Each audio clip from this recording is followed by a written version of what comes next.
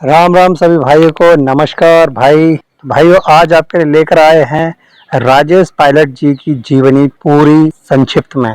जी हाँ दोस्तों, तो चलिए स्टार्ट करते हैं और अब हम बताते हैं आपको कि राजेश पायलट जी का बचपन से लेकर और राजनीति तक का करियर कैसे शुरू हुआ था और क्या क्या बीच में अड़चने आई और कैसे उनकी दुखद मृत्यु हुई। जी हाँ दोस्तों, आज वो सारे तथ्य हम आपको खोल कर दिखाएंगे, स्पष्ट करके बिल्कुल क्लियर। जी, तो चलिए शुरू करते हैं। ये बात है 1971 का।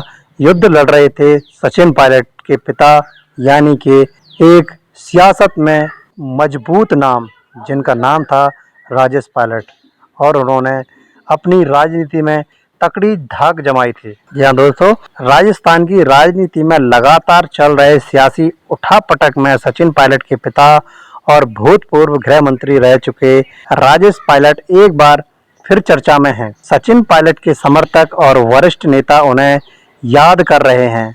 सचिन पायलट के पिता श्री राजेश पायलट सेना में पायलट रह चुके थे। सेना में पायलट रहते हुए राजेश पायलट ने 1971 का युद्ध लड़ा था और अदम्भ साहस का परिचय देते हुए दुश्मनों को धूल चटाने में महत्वपूर्ण भूमिका निभाई थी। स्वर्गीय राजेश पायलट को युद्ध में बहादुरी के लिए सेना में पदक भी मिला था।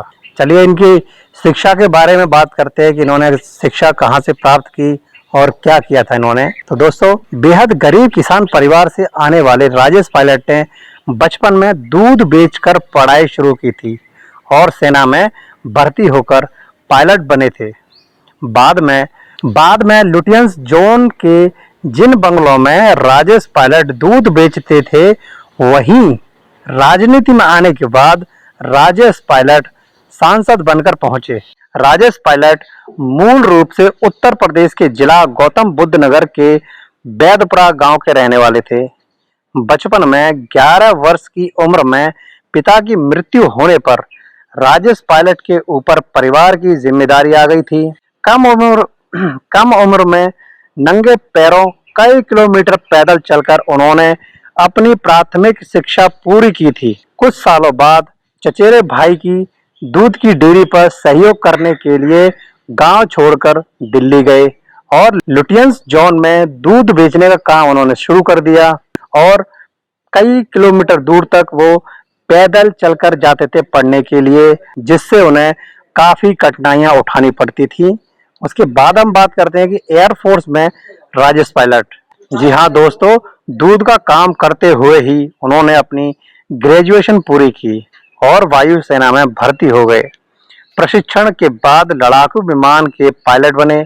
उसके बाद 15 वर्ष की मेहनत के बाद प्रमोशन पाकर स्क्वाड्रन लीडर बने। 1971 के युद्ध में उन्होंने हिस्सा लिया और बहादुरी दिखाई। सेना में बहादुरी के लिए इन्हें पदक मिला और देश भर में चर्चा में आए।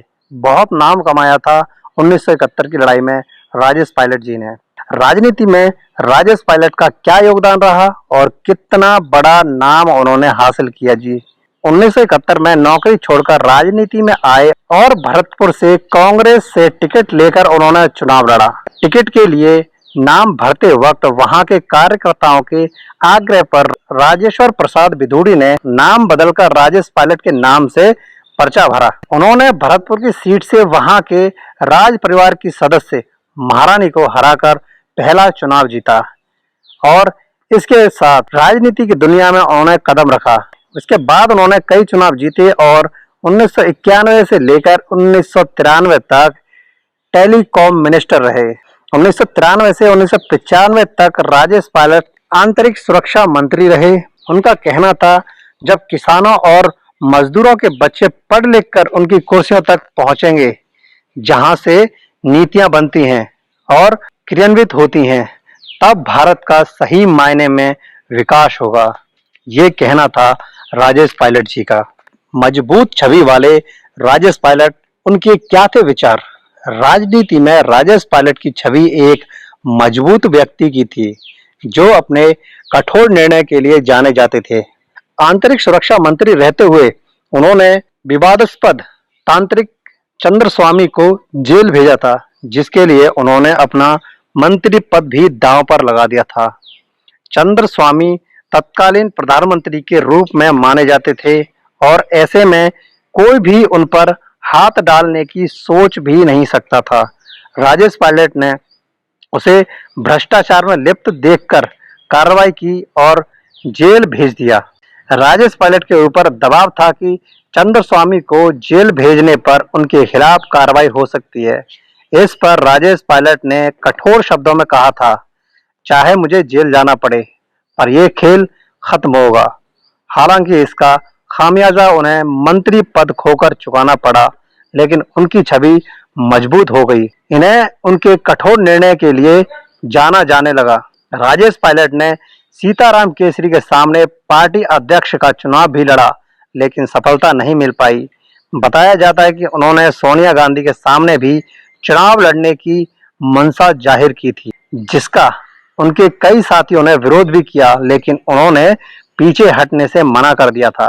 दुखद दुर्घटना में उनकी कैसे गई थी जान, ये भी बताते हैं हम आपको, क्योंकि राजनीति में इतना बड़ा नाम होने के बाद उनके साथ अचानक से ऐसी घटना हो जाए तो दिमाग में एक सुई सी टिक टिक करती है कि आखिर उनके साथ ऐसा उसी टाइम पर क्यों हुआ जब वो राजनीति के पीक पर थे। जी हाँ दोस्तों, राजेश पायलट को जीप चलाने का शौक था। ये जाहिर है, काफी बार वो अपनी जीप खुद ही ड्राइव करते थे। 11 जून 2000 को अपने चुनावी क्षेत्र से आते हुए ड्राइवर पर उनकी जीप एक ट्रोला से भिड़ गई, जिसमें वो गंभीर रूप से घायल हो गए और उसी दिन सवाई मानसिंह अस्पताल में शाम 7 बजे जमीन से जुड़े नेता का दुखद निधन हो गया। उनके निधन के बाद 24 वर्ष की उम्र में सचिन पायलट राजनीति में आ गए। उस दिन से आज अपने ही पिताजी के नक्शों कदम पर सचिन पायलट चल रहे हैं, जो कि आज राजनीति में एक बहुत बड़ा नाम बन चुके हैं। ऐसा कहा जाता है कि अगर सचिन पायलट ये बोल दें कि मुझे आज यहाँ से रैली निकालनी है और यहाँ से रोड बंद करना है, तो गुर्जर बिरादरी पूरी वहीं पर खड़ी नजर आती है, चाहे वो गुर्जर दिल्ली के हो, चाहे राजस्थान से हो, चाहे हरियाणा से हो। कहने का मतलब यह है कि ऑल ओवर इंडिया के गुर्जर सचिन पायलट के साथ सिर्फ एक आवाज में ही खड़े हो जाते हैं। जय हो गुर्जर समाज की।